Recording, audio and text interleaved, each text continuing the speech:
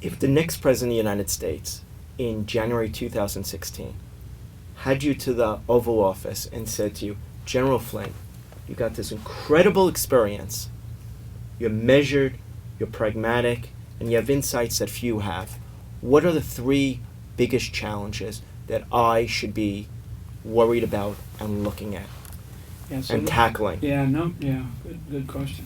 Number one is access by radical Islamic elements, because they've said that they want them, access to chemical or biological capabilities, not nuclear. Nuclear is harder to do. So that's number one, access to chemical or biological capabilities. And that's, you've heard the anthrax stuff and chemicals that we saw in Syria that they used. I mean, even chlorine. I mean, chlorine you can get, if anybody's ever, been a lifeguard or at a pool, you dump chlorine into a pool, you can take that and weaponize that, and it's really, really dangerous, really hazardous, especially if you weaponize it in a big way. The radical elements within that group have said that they will apply it. They are trying to get their hands on it. In some cases they do. They just have not been able to use it yet. So wherever we see that, stop that.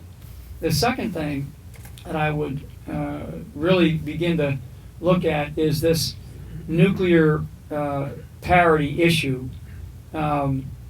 Russia and China and the United States as three big globalized nations, and our economies are globalized, the mutual assured security that we've always had will probably remain. I don't see that changing.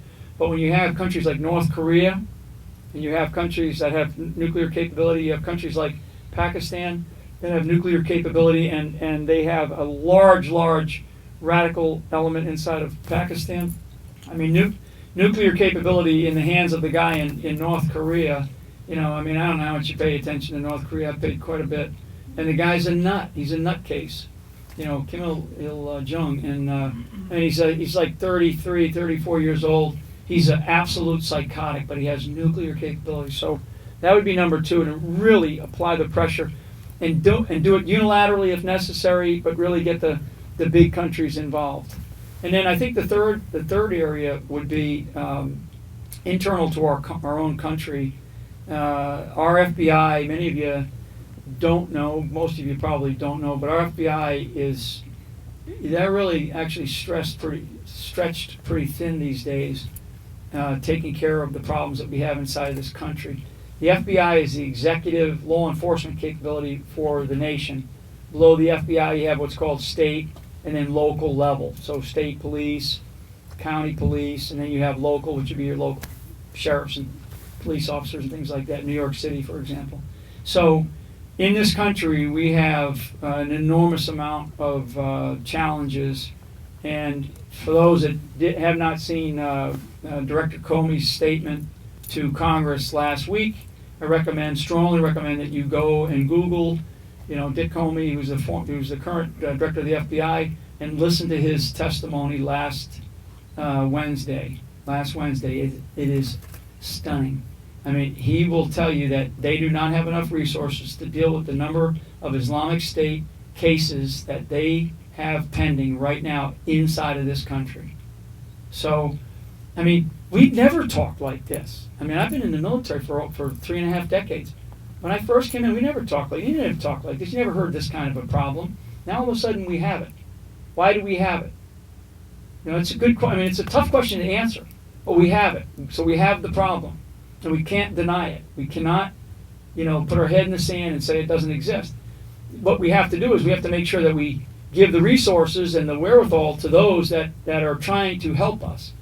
Probably, so that's still on the third thing. And a huge strategic advantage for this country is something called the rule of law.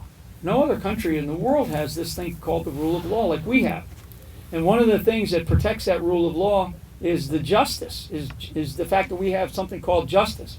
That justice is then protected by people that actually go out there, the police officers and sort of our first responders on the law enforcement side. That's a big deal. We take that so much for granted. I've been on 6 continents, many countries, and really some lousy places around the world. And trust me, people would love to have what we have, but they don't. And where the rule of law does not exist, there's just a complete breakdown of anarchy. So, Whenever I have a military leader visit, they're very diverse. I ask them, what is their leadership brand? How would you define the General Flynn leadership brand? yeah, so it goes back to your first question about getting hired. So if you hired Mike Flynn, you needed something changed. So in some cases, you needed a dramatic change. So I'm one of 9 children. I grew up in a big family, played a lot of sports. I, went through different, early parts of my career in different things. My first sort of 10 years, I operated mostly in Central America, at least against the sort of the Sandinistas and the Somoza and all the things we were trying to do down there, and sort of built up a little bit of a reputation of come in, change to really get the maximum potential out of the people that you've got. And some of that, I've been described as disruptive at times, but I like to think that, because I'm very, very loyal, I like to think that the people that have, if you were to have asked somebody that worked for me, not where I'm standing there, what do you get out of Flynn? You get loyalty, and I always got loyalty back. So I'd like to build teams of people that were really not loyal to me so much, but loyal to the mission that we had. And there were some pretty interesting missions over the years. It sounds like they could use you in the Oval Office.